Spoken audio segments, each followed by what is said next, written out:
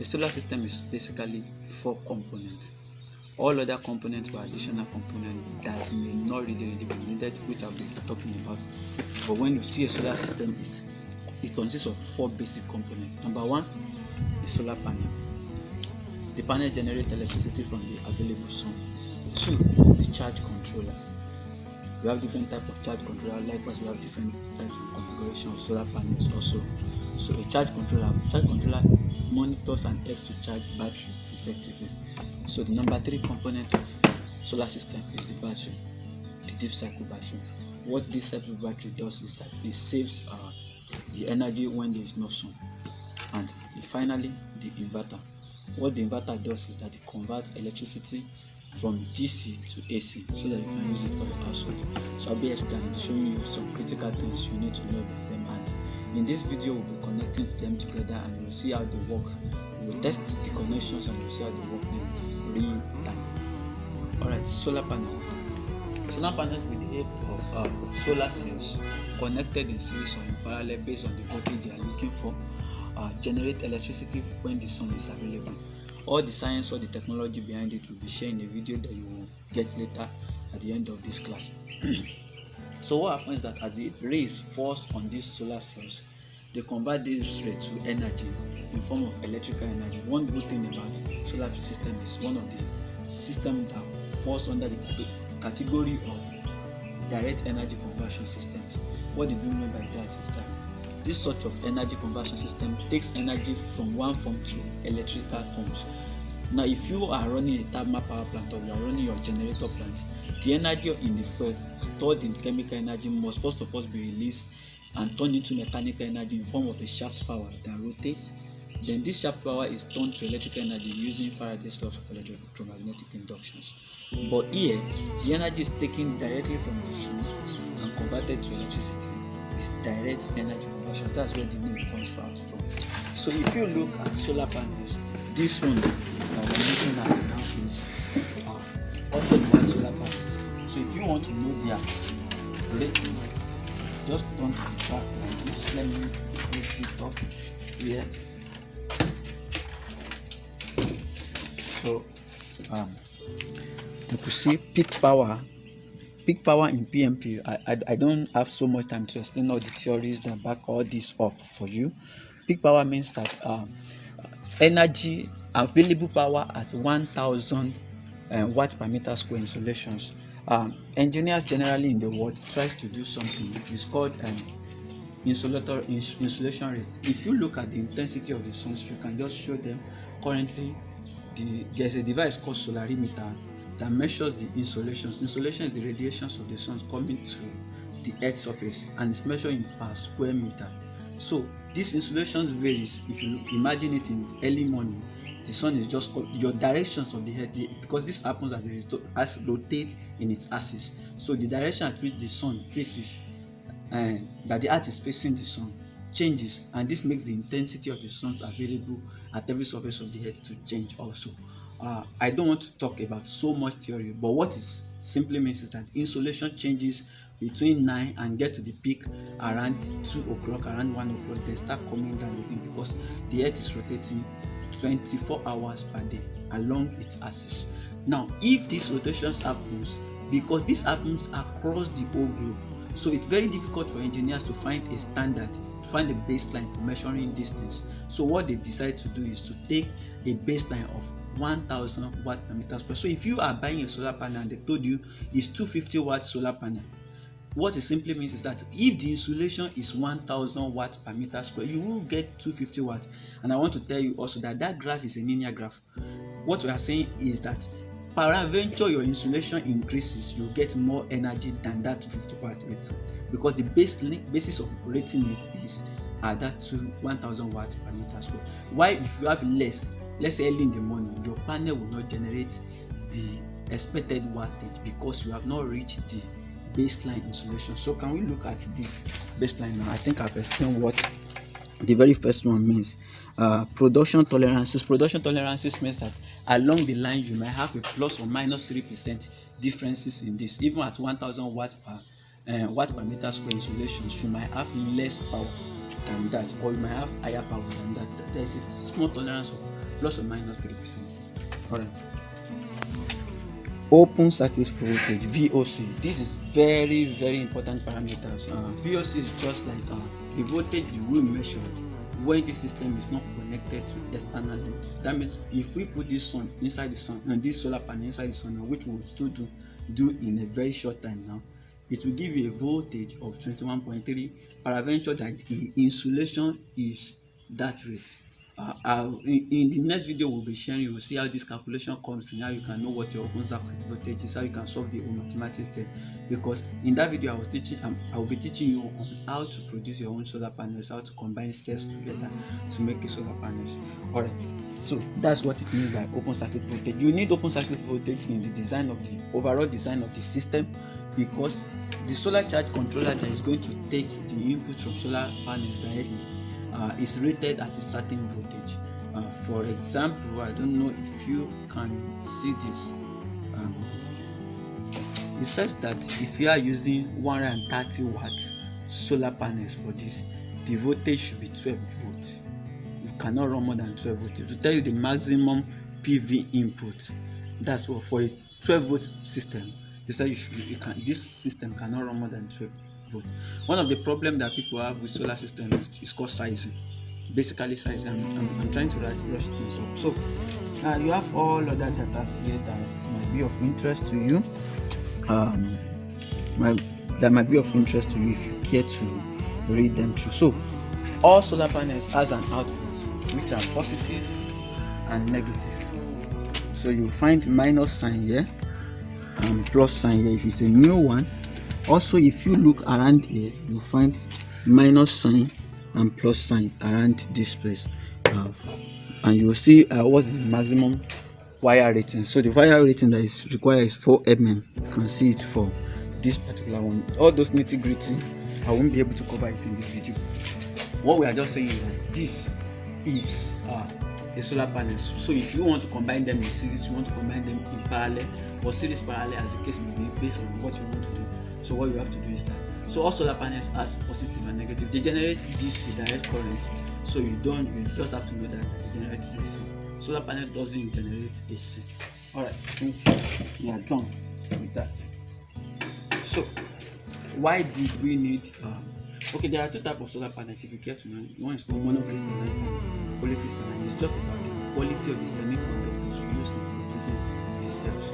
In the video we'll be sharing, you can find some more details about that, where that comes in. Alright, coming to charge controllers. Charge controllers, let me start from saying why do we need a charge controller in this system? We need charge controller in this system because as the intensity of the sun is changing, the voltage supplied by PV panels changes. And it's not good to charge batteries. You can see it here. It's not good to charge batteries at varying voltages. It's not good. In short, charging mode for batteries can be in two. There's something called the CV charges and the CC charging. CC charging is constant current charging, while CV charging is constant voltage charging. Something must be constant. So for this kind of system, we said the standby, when the cycle is in use, the standby, so you can find the voltage that you must charge this device, this battery with here. That simply means that you can't charge batteries at any voltage you want. You must charge it at a constant voltage. So a charge controller consists of a DC-DC converter, a smart switch that is actually checking for the maximum power output of this. That also will not be covered in this video because this video is basically practical how to connect them together. I'm just running this theory so that you won't just be connecting to this. So that by when we are connecting it, you understand what we are doing by that. So a charge controller has a display, and there are basically two types of charge controller. One called PWM, pulse width modulations, and another one called MPPT, maximum power quantity tracking. Now, if you want to do a reasonable solar system, you will go for MPPT. MPPT is better than PWM because PWM is just doing something called pulse width modulations and charging your batteries. MPPT tracks the maximum power locations and charge your battery with that voltage. So why we need this is that because of the varying intensity of the source and the varying output of the voltage, because the output voltage from solar panel, output voltage and current from solar panel varies as intensities are changing. So we need a system get this voltage at a constant voltage and constant current required to charge the battery. So what this guy is doing is that he's taking the input from the panel and is using it to charge the battery. You can see that's a 6 terminal. At this level, I've done a lot of solar projects, and all PV charge controller I've seen has 6 terminals. So the very first two is the positive and the negative of the solar PV system, the positive and the negative. So what we are saying is that the positive from these solar panels comes to this place, and the negative from this solar panel comes to this place. Then the positive and the negative of the battery, the positive and the negative of the battery goes to this place. So it sends the output, it receives the input, PV input, battery output here. So the positive and the negatives comes here to the battery, comes to this place from the battery. Then the last one is called the DC load. This has a capacity to supply DC loads. Maybe you have a DC, but maybe along the connections we'll bring one out also. You connect a DC load to this so that you see how it works. So in Lumos, in all this current technology that is coming out, that they will give you DC, but it's actually powered from charge controller here. And all these are the settings. You can set all these parameters. When is the voltage of the when is the DC should go off on this charge controller. All those settings we won't be able to cover them in this video also because of the length of time of this video. This is another one. This is a digital, while this is analog. Also have the 6 terminals, the 2 PV, the 2 batteries, and the DC load. Okay, battery. Basically, battery receives the whole energy. Why did we need batteries? Of course, in the night when you don't have the energy and you still want to run your gadgets. So energy produced from the sun in the daytime is being stored inside the battery so that you can use it later in the night when there's no sun again. So that's the reason why we actually need a battery in this system. And in order to also regulate the fluctuations of the sun, battery also serves as a flywheel, as an energy storage device in this. I'm one of the advocates of people that we can, because in this whole system, battery is the most expensive thing. So I'm looking for, and the world generally is looking for another alternative energy storing system, maybe a flywheel, maybe large mass of water, maybe high temperature phase change materials that can be used to substitute for battery in PV system because they were expensive. In short, the order of pricing there, this should be the most expensive and times 5 of every other thing.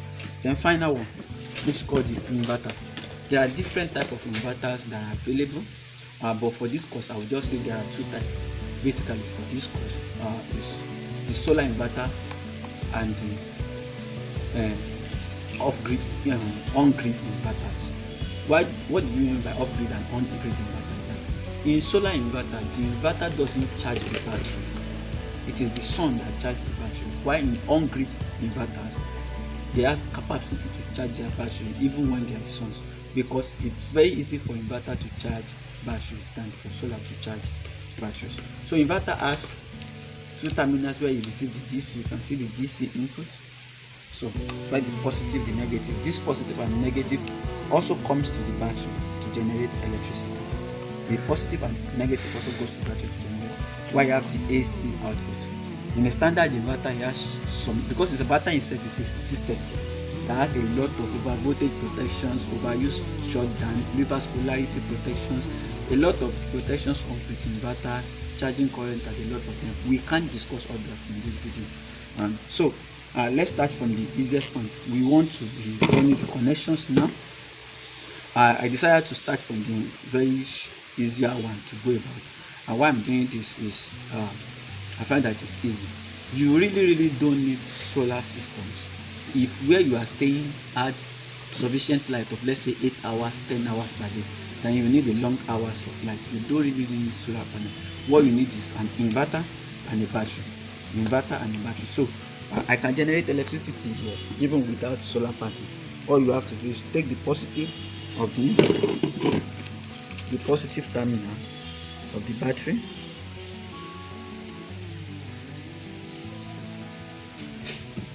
this way, and take the negative. We expect a little spark now.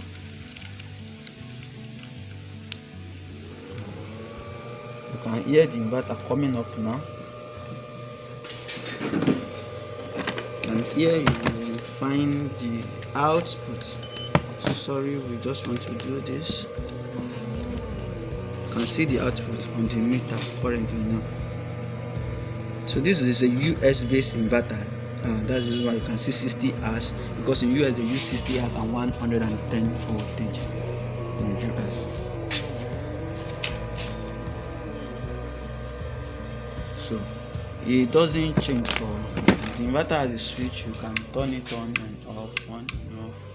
So you can find the electricity generated here. So basically this is the very first step you need to do. Then we want to connect the charge controller to the battery. Now all you have to do is to take your screwdriver and use this terminal of the plus and the negative wire. So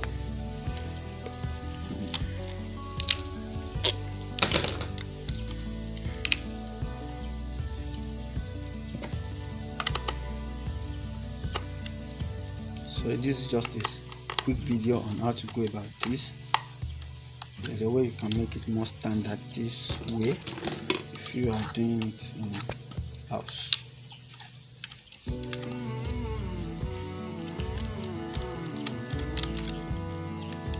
The truth is about solar system is that if you can understand positive and negative or plus and minus, you can install solar. That's the truth. Unless the energy analysis that you need somebody to do for you. But if you can understand positive and negative, you may likely not have any errors while installing the solar. So this is my negative line. So it's coming to this place.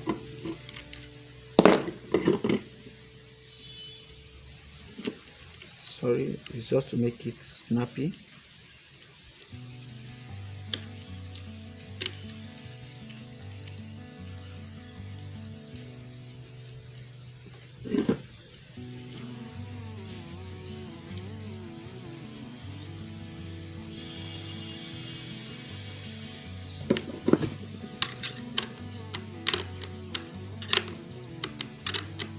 Most of the inverter batteries uses panel 14 to do their work, so you can as well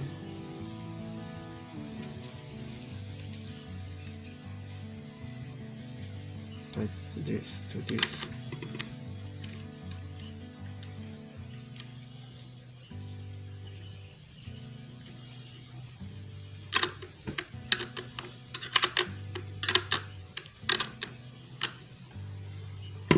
So you take the positive of the charge controller also to the positive of your system of the battery.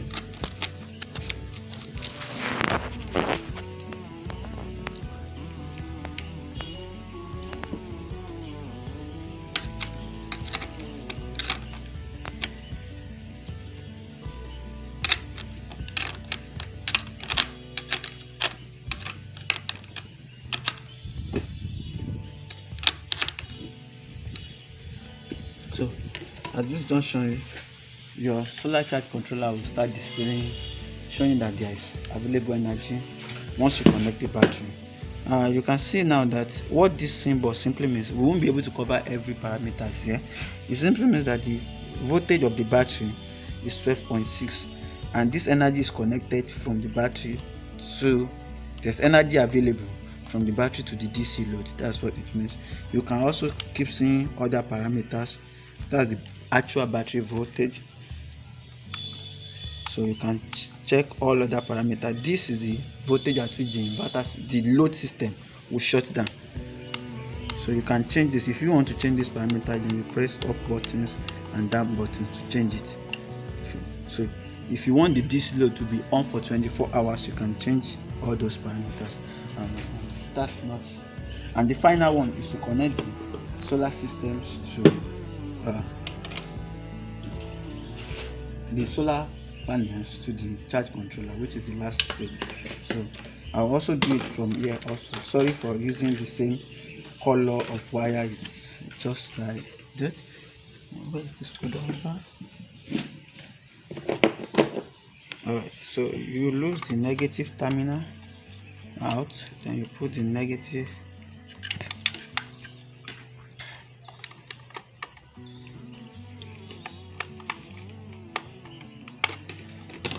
and you lose the positive terminal out.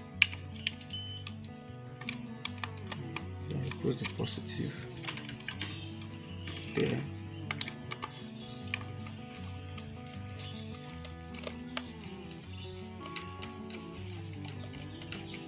Now,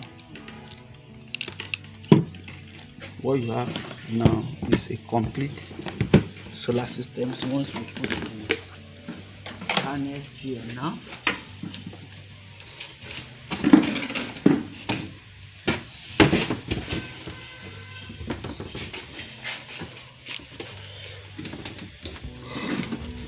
so you must be careful that you don't connect wrong polarity.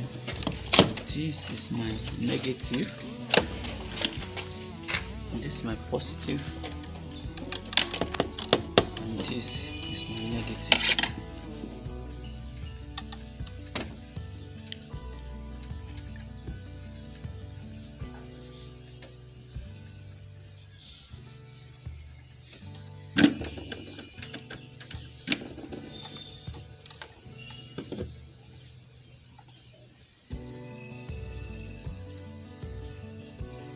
Guess it.